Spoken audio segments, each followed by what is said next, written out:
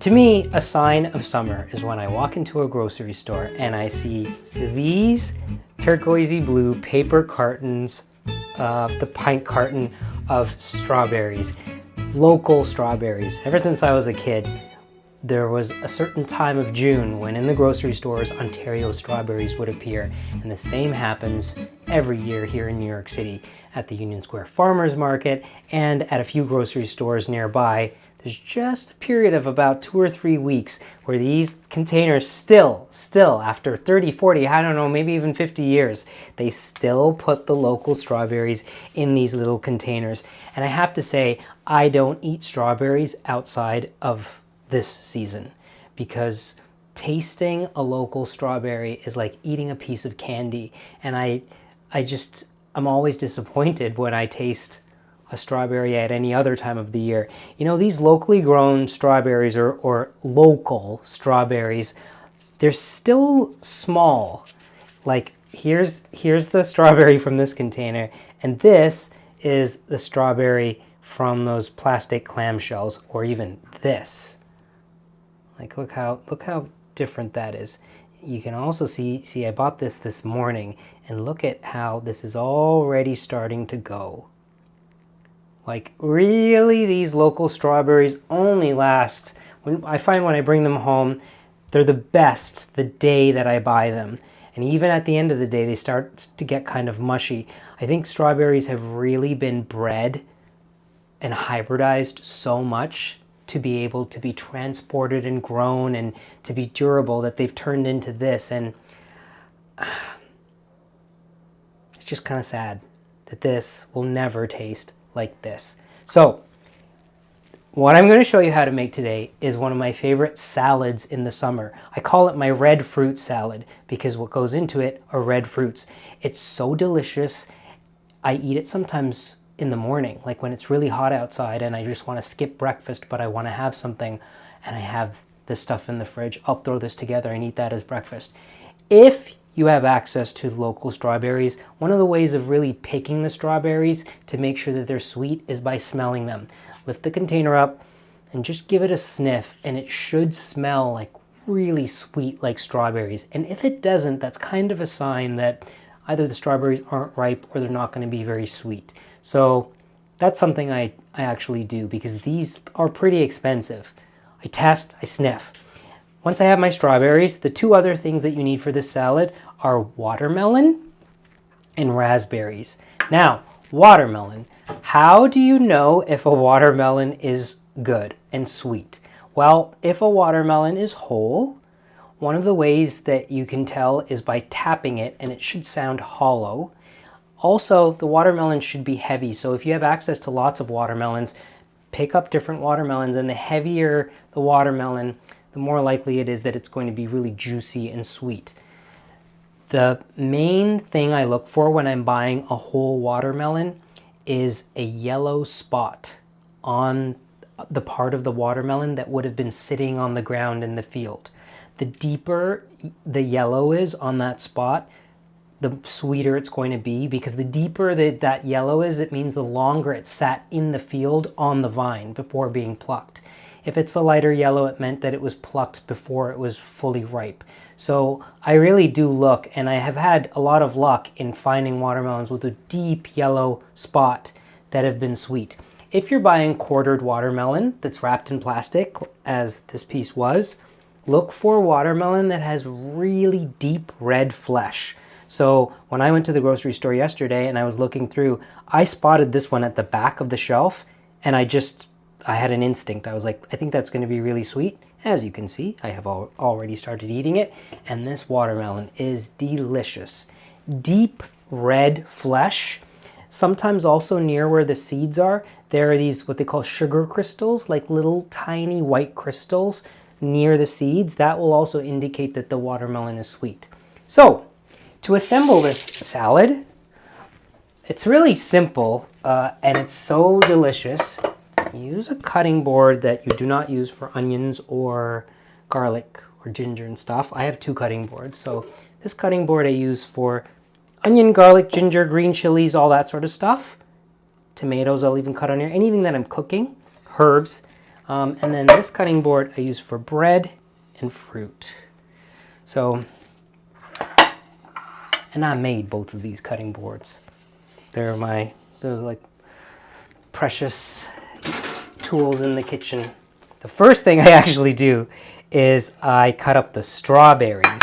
So I'm going to rinse off some strawberries. Now this salad does not actually keep for very long. It'll get soggy. So really you should make this 5 or 10 minutes before you want to eat it. You do have to let part of it sit a little bit. So just know that you can't really make this hours or days in advance and put it in the fridge.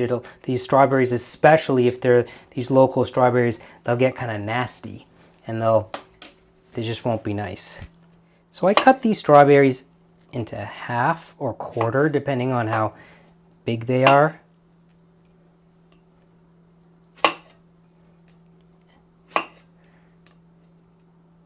This is like a ruby jeweled salad because everything's red and pretty. And then this step you can omit. You don't have to do this part if you don't want to put sugar in there, but I put just a little bit of sugar on the strawberries, and what that does is it gets the strawberry juices running. So that's why I actually cut up the strawberries first, so that I can do that while I'm doing the other things. Next step, watermelon. This is how I cut up the watermelon. So I cut off a piece.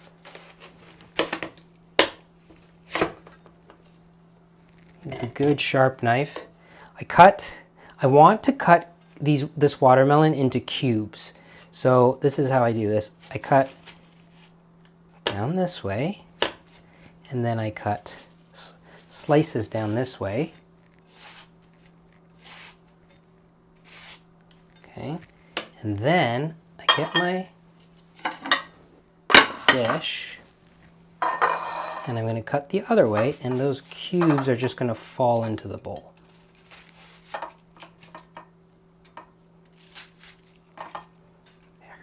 And then I take the knife and very carefully cut these bits.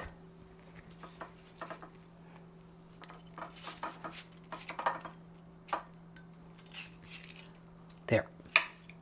Give this a little mix.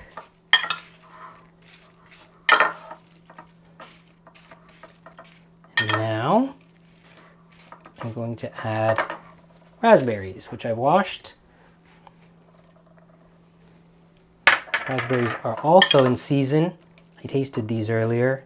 They're so good, these raspberries. Ooh. Okay, the last step is to chiffonade a tiny bit of mint. So I have some fresh mint here, not spearmint, like normal mint. And you don't want to put a lot of this in here. Again, this is also optional.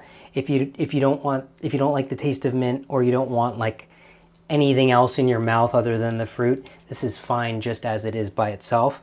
But if you like mint, it adds a great little touch. So I take like 3 leaves, not a lot, and then I slice it really finely.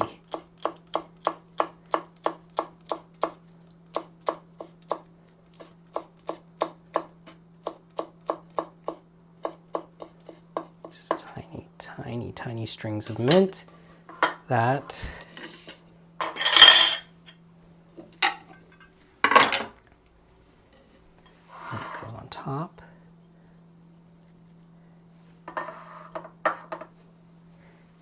Get this a little stir.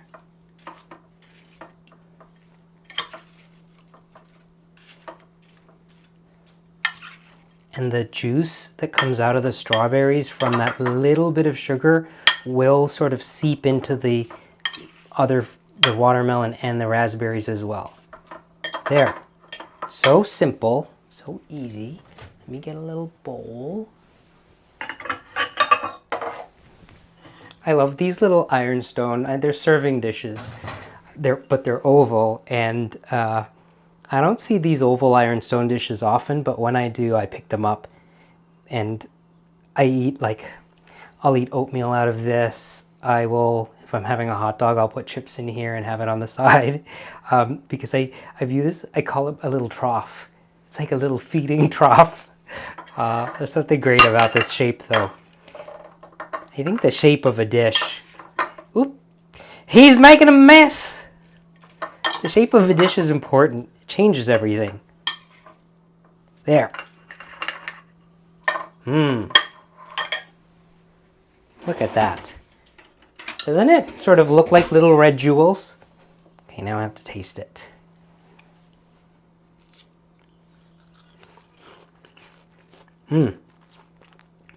It's so fresh.